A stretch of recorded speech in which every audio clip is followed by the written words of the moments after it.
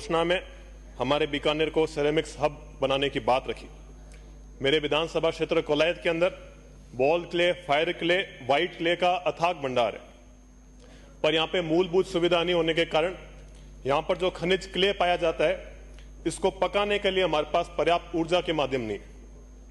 इसी कारण प्रतिदिन तकरीबन 400 ट्रक 750 किलोमीटर दूर मोरबी जाते हैं और हमारी इसी क्ले को वहां पर मौजूद सैकड़ों फैक्ट्री गैस के माध्यम से पकाकर उनको वेट्रीफाइड सिरेमिक टाइल्स बनाते हैं और सैनिटरी वेयर बनाते हैं। हमारे कोलायत के अंदर सभी परिस्थिति अनुकूल है। हमारे पास खनिज भी है, नहर का पानी भी है, हमारे पास मेहनती युवा भी है। हमको सिर्फ और सिर्फ उद्योगपतियों को उद्योग लगाने के लिए मूल आधारभूत सुविधा अपन को देनी है। इसी क्रम में मैं मांग रखता हूं कि मोरबी की तर्ज पर कोलायत में भी एक गैस पाइपलाइन बिछाई जाए जिससे हमारा सिरेमिक उद्योग बढ़ सके।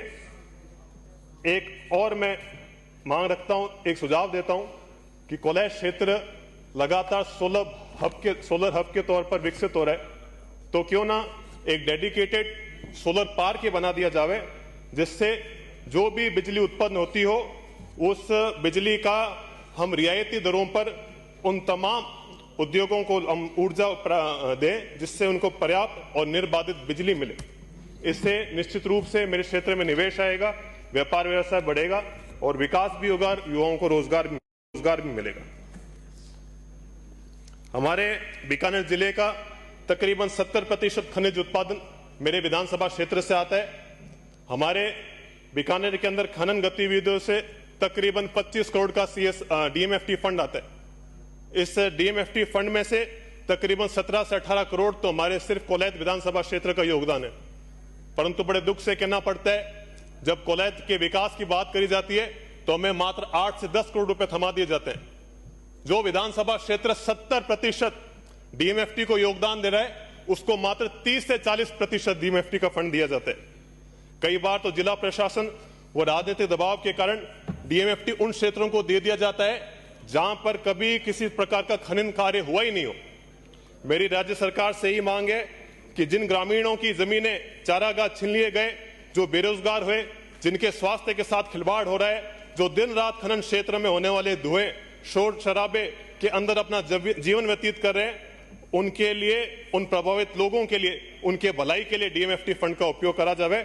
जिस ग्रामीण क्षेत्र में खनन हुआ, पर्यावरण को नुकसान हुआ, जहां पर रोडें टूटी, पानी की पाइपलाइन टूटी, उन गांवों के विकास के लिए अपन को बात करनी चाहिए, वहां डीएमएफटी का फंड खर्च करा जाना चाहिए।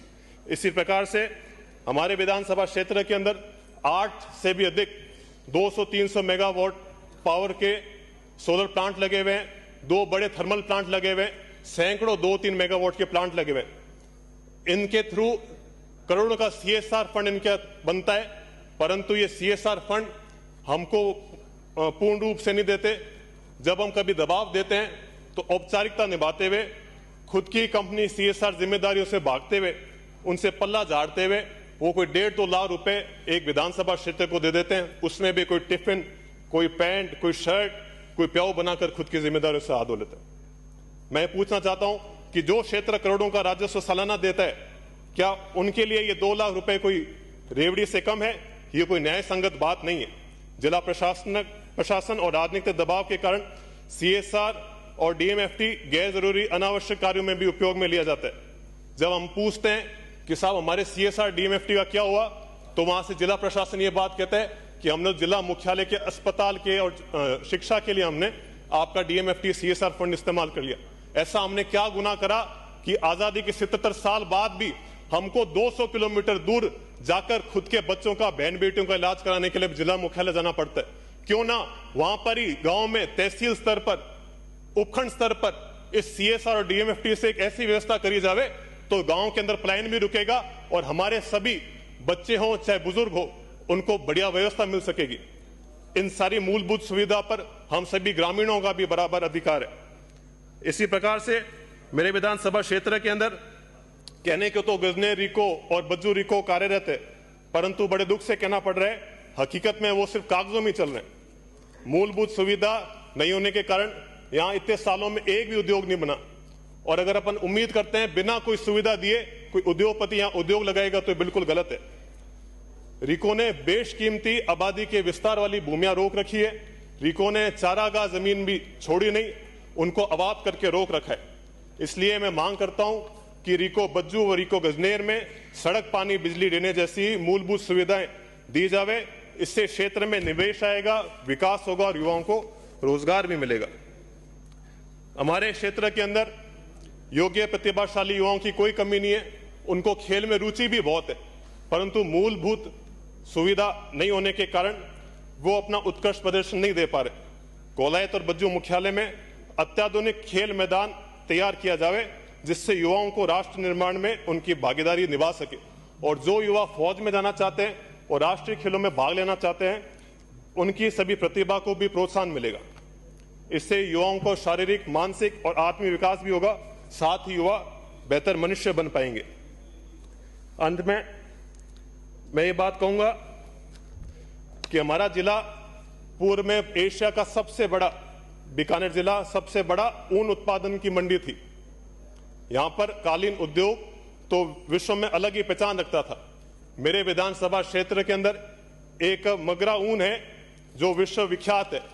इस मगरा ऊन की खासियत यह है कि इसका जो फाइबर है, इसका जो रेशा है, इसकी वाइटनेस और सॉफ्टनेस विदेशी न्यूजीलैंड और ऑस्ट्रेलिया के ऊन के बराबर है।